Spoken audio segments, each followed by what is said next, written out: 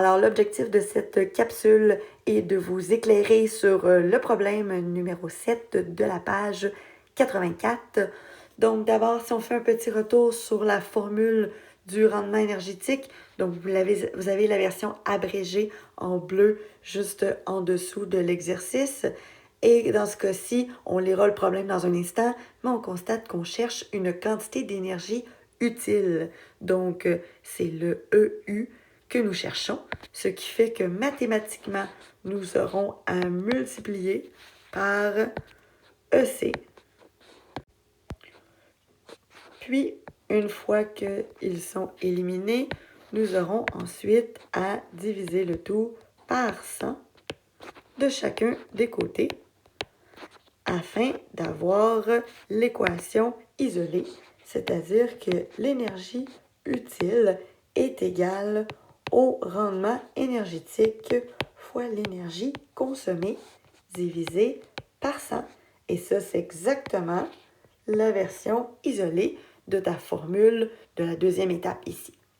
Donc, lisons l'exercice. Ça dit, lors d'un freinage, les freins d'une voiture consomment 1200 kJ. Donc, information très importante.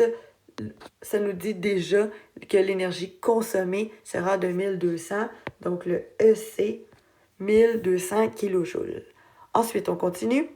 La moitié de l'énergie mécanique des freins est transférée aux roues, alors que l'autre moitié de l'énergie se dissipe dans l'environnement sous forme de chaleur.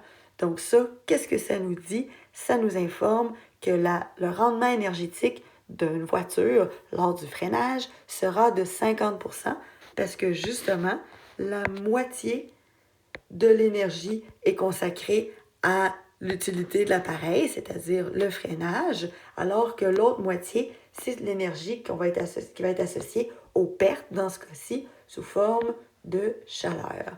Donc, le rendement énergétique est de 50%.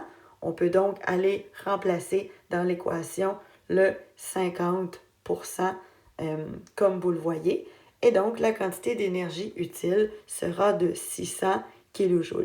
Si vous avez trouvé l'exercice trop complexe puis vous voulez la version simplifiée, on peut carrément aller se dire que si mon rendement énergétique est de 50% et que la formule c'est EU sur EC, la formule de base, et qu'on a compris que l'énergie consommée était de 1200 kJ, eh bien, à ce moment-là, c'est évident que si on cherche la moitié de 1200 kJ, eh bien, on obtient 600 kJ. Donc, peut-être un peu plus facile à voir que ce qui était proposé dans le corrigé. On va regarder maintenant l'exercice 7B ensemble. Voici. Donc, ça nous dit que les ingénieurs tentent de mettre au point un système de freinage qui va permettre de récupérer 90% de l'énergie thermique. Donc, si on comprend bien, on a un rendement qu'on souhaiterait être de 100%. De ce 100%-là, il y en a 50% qui est déjà associé au freinage. Et on a un 50% qui est les pertes associées à la chaleur, donc les pertes thermiques. Et ces pertes thermiques-là, c'est également l'autre moitié. Ça, c'est ce qu'on découvrait dans l'exercice 7A. Là, la nouveauté dans l'exercice B, c'est qu'on veut récupérer 90% de la partie thermique. Donc, mathématiquement, vous avez déjà eu affaire à ce genre de problème-là. Si on dit 90% de quelque chose, ça veut dire que mathématiquement, le 2, c'est une multiplication.